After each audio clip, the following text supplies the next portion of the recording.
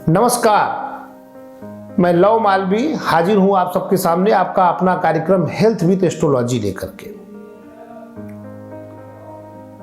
मित्रों, जिस प्रकार मैं आप लोगों से अपने पहले के अंकों में अनेक ग्रहों की चर्चा कर चुका हूं, आज हम आपसे जिस ग्रह के विषय में चर्चा करेंगे वह है केतु।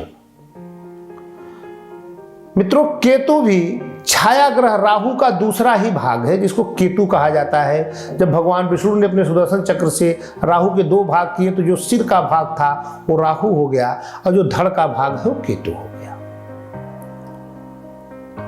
मित्रों, कुंडली में केतु अगर किसी भी शुभ स्थान पर, जैसे संतान स्थान पे, 7वें भाव में, लग्न में अगर विराजमान है, ये जहां रहता है तो उस स्थान को एक विच्छेद कर देता है, क्योंकि खुद कटा हुआ भाग है।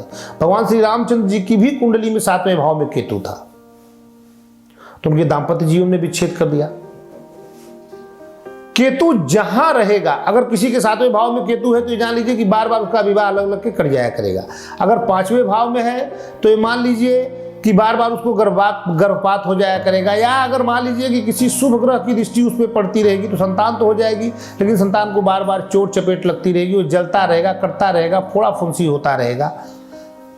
अगर कुंडली में 8वें या 7वें भाव में अगर केतु विराजमान है तो एक चीज और जान लीजिए कि जातक को पाइल से संबंधित रोग का सामना करना पड़ेगा, कुछ कुछ रक्त शरीर से निकालता रहेगा।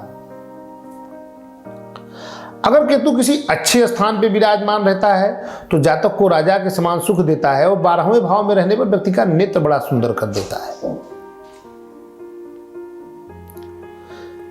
केतु से जलने की, कटने की, छिलने की, चोट लगने की और कहीं भी शरीर में विच्छेद होने की जो संभावनाएं बनती हैं, शरीर से किसी अंग का विच्छेद, वो केतु के कारण अधिकतर बनता है।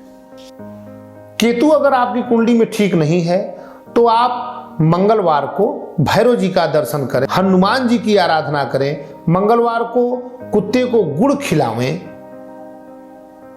गाय की सेवा करें और भगवान भोलेनाथ के शरण में बने रहें।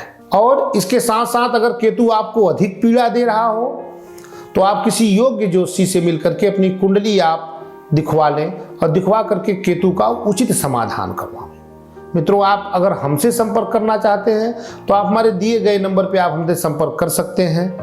आप सबका दिन शुभ हो, आप सब सुखी रहें, स्वस्थ रहें, इसी मंगल कामना के साथ धन्यवाद, नमस्कार।